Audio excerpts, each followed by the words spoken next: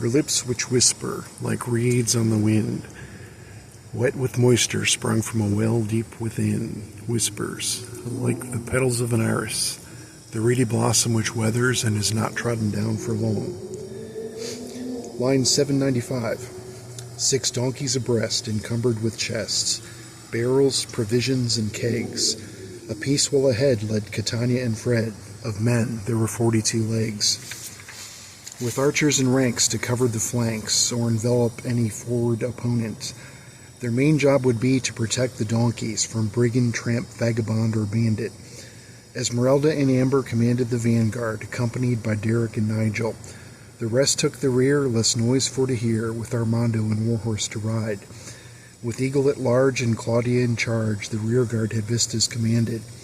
Now well to reproach any rearward approach, the security such journeys demanded. With scouts well ahead of the vanguard who led the donkeys which preceded the archers, who came for the rearguard of 6 for to ward away any wayward fell travelers. They proceeded on westward to Black River Ford and crossed to the north side of the river, and on again west where Fred thought it best for donkeys to tread past those cliffs. The trail that they picked was riddled with ticks, so marched they to the meadows wide open. Round copse of trees marched they with some ease on through fields that were barren and broken. What scent on the wind like anise had been, pervasive, yet evasive, about. Like garlic and chive, perhaps by design, the herb scent that peppered their route. The giant in mind they caught from behind, his trappings appeared culinary, his waistline adorned with spoons made of horn and bone, the bowls he did carry. With a bellowing snarl for the ogre tribe Jarl he served desired curry for flavor. What pleasant surprise to return with the prize, with meat for to curry his favor. For such did he dare, his nostril aflare, preoccupied with petty advancement. With bellows and snarls the ogre chef Carl stumbled forth into Jade's fey enchantment. His hide where it sizzled, Sans beard which was grizzled, now sported 3 arrows to boot.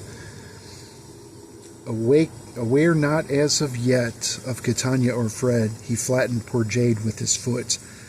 The ogre chef frowned, as Derek from town let fly with his maidencraft arrow. Pierced through his palm, the ogre chef qualmed, Esmeralda shined forth beside Derek. Enemy of mine, you are well past your time. Know well, you are well past your due. Juxtapose flight, for my arrow finds flight. Know you, its course will be true. Catania the ranger, inexpert with danger, innocent in inordinate peril. Sauntering roved through brambles she wove, with grace lest she sartorially unravel. A seamster's new chore, a curse to deplore, alarming the ogre chef Carl. With plenary sight of pale pithy might, he growled with a gurgling snarl. A cause to rebound, that gurgling sound he heard issued not from his lips. A whack from the back and vision he lacked, except of course excellent view of his hips. A hack from below and toes he did know, his own, and lacking in hygiene. Warty with clots of toe jam and rot, his toes, the last thing his eyes seen. No pockets found, his purse they unbound, spread wide enough to cover a table. A trifle of coin, odd stones to purloin, and peltry akin somewhat to sable. The sky full of clouds, and with no proper shroud, they covered Jade then with their own bedroll.